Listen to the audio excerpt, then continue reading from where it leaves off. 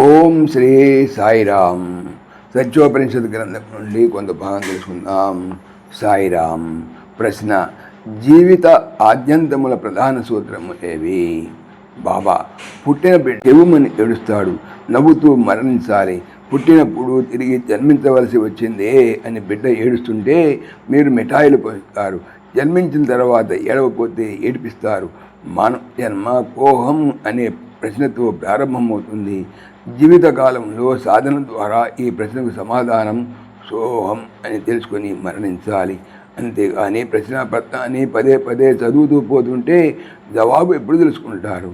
జీవితాన్ని ఉదయం, మధ్యాహ్నం, రాత్రి అని 3 దశలుగా చెప్పుకోవచ్చు. ఉదయం అనగా శైశవ దశ, కాళ్ళు చేతులు 4తో పారాడే స్థితి. మధ్యాహ్నం అనగా యవనం, 2 కాళ్ళతో సంచారం చేసే స్థితి. రాత్రి అనగా వార్ధక్యం, 3 కాళ్ళతో అంటే చేతికర సహాయంతో నడిచే స్థితి. గృహస్థ, వానప్రస్థ సన్యాసములకు బ్రహ్మచర్యమై పునాది. 50 సంవత్సరాలు గడిచేటప్పటికీ పంచకర్మేంద్రియాలని స్వాధీనంలో ఉండాలి. షష్ఠి పూర్తి అనగా 60 సంవత్సరాలు దాటేటప్పటికీ నీవు అరిషడ్వర్గాలను జయించి ఉండాలి. 70 సంవత్సరాలు వచ్చేటప్పటికీ ఇంద్రియాలు స్వాధీనం అవడం చేతను, అరిషడ్వర్గాలు నాశనం కావడం చేతను సప్త ఋషుల వల్లే ప్రకాశిస్తావు. 80 సంవత్సరాలకు అష్టాంగ యోగ సిద్ధి వల్ల అష్టదిక్పాలుల స్థానాన్ని పొందుతావు. 90 సంవత్సరాలకు నవవిధ భక్తి మార్గమును అవలంబించడం చేత జీవితం నవరత్నాల వల్లే శోభాయమానంగా ఉంటుంది.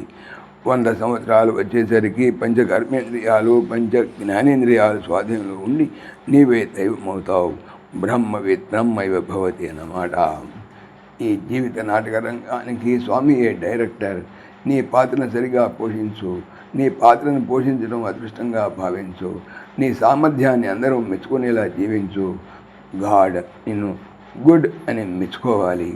భగవంతుడి అనుగ్రహం కోసం, ఆశీర్వచనం కోసం ప్రార్థించవచ్చు. భగవంతుడే కావాలని కోరుకో, అప్పుడు అన్నీ నీకు లభిస్తాయి. వినయ విధేయతలతో జీవించు. వడ్డించిన విశ్రాగు అణిగి ఉంటుంది, పండ్లు కాచిన చెట్టు వంగి ఉంటుంది. అదేవిధంగా సత్గుణ సంపన్నుడు వినయ విధేయతలతో ప్రవర్తిస్తాడు. గాలితో కూడిన మేఘం పైకి పోతుంది, కానీ నీటితో కూడిన మేఘం క్రిందికి దిగి వస్తుంది. అహంకారి ఈ ప్రకారం అధోగతి పాడు. జీవితంలో గ్రహించవలసిన సూత్రాలు 4 ఉన్నాయి. 1. తేజద్వృత్తిన సంసర్గం.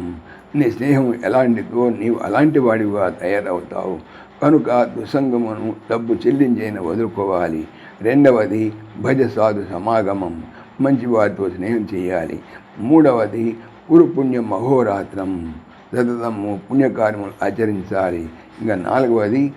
స్మర నిత్యం అనిత్యతాం. ఏది నిత్యము, ఏది అనిత్యము, ఏది సత్యము, ఏది మిథ్య అనే విచారణ చేసి నిత్య సత్యములను అనుసరించాలి. ఓం శ్రీ సాయిరామ్.